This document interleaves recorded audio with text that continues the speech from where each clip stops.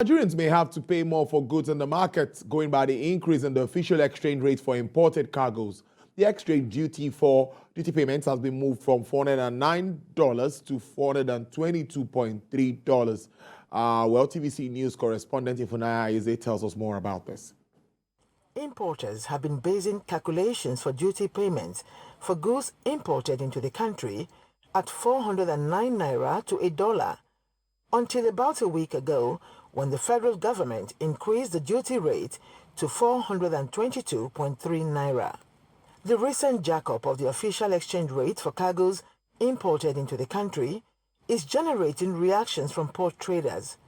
For them, the development is ill-timed, considering the present harsh economic realities.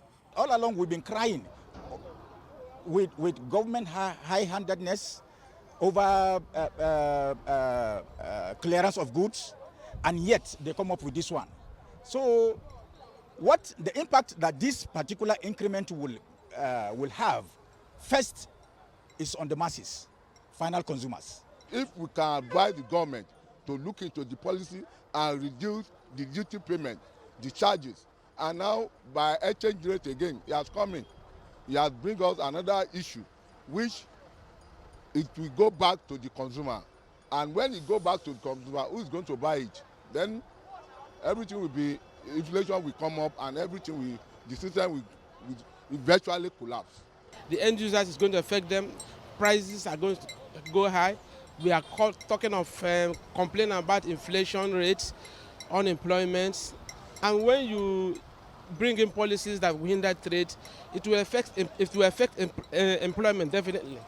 They are also critical of government's policies in relation to maritime trade.